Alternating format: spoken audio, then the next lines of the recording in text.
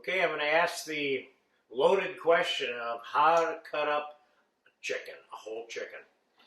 Now, that's like a pretty big question to answer completely in one little small skills video like this, but I'm going to give my best shot to you, okay? Now, the first question I would always ask myself before I start to cut up a chicken is, what am I going to do with it? Because if you don't know what you're going to do with the chicken, then because it may vary how you cut it up. So I'm going to cut this up as if we're making fried chicken, or I'm making sauteed chicken, or slow braised chicken. That is basically what I am going to do with this particular chicken, is I'm going to make a braised chicken dish out of the parts, okay? So here's where I'm going to begin. I'm going to begin by taking any excess fat off of this 4.5 pound chicken that I have here. And I'm going to begin by taking the drumsticks off. Very easy. Just boom, pop the joint right there.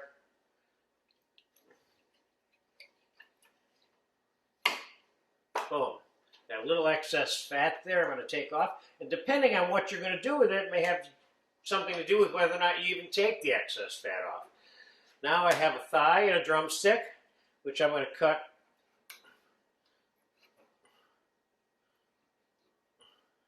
eventually. I'm going to cut right through there where there's no bone, okay?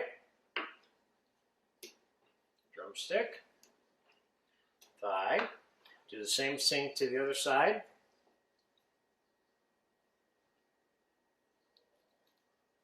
Notice I'm not cutting through any actual flesh of the drumstick and thigh here as I disjoint this.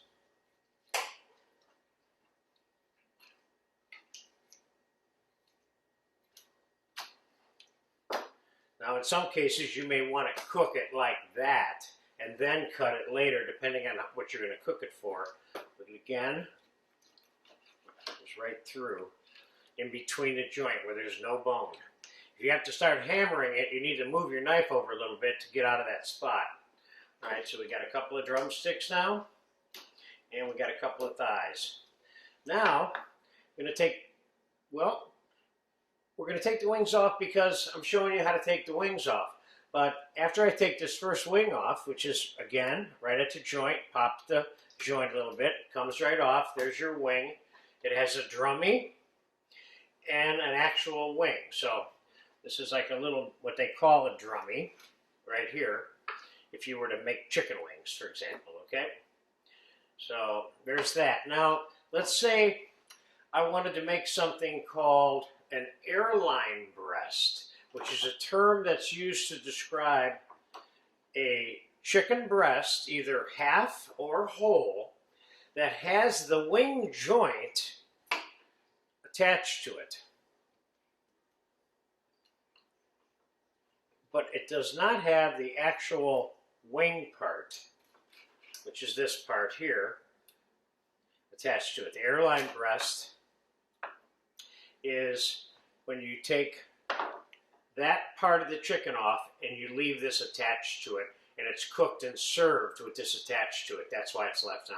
That's called an airline breast. But we're not going to cut it up for that today, but I wanted to point out to you that's how that's done. Now, what I'm going to do now is I'm going to take this backbone off, which is ideal chicken stock material. I'm trying to do this all with this one small knife because it certainly can be done. Well, let's get the rest of this wing off here. Hold on.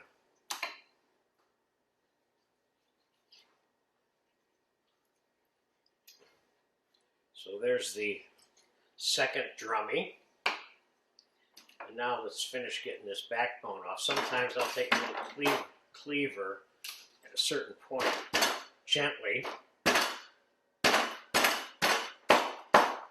So there's the backbone, which is great for stock.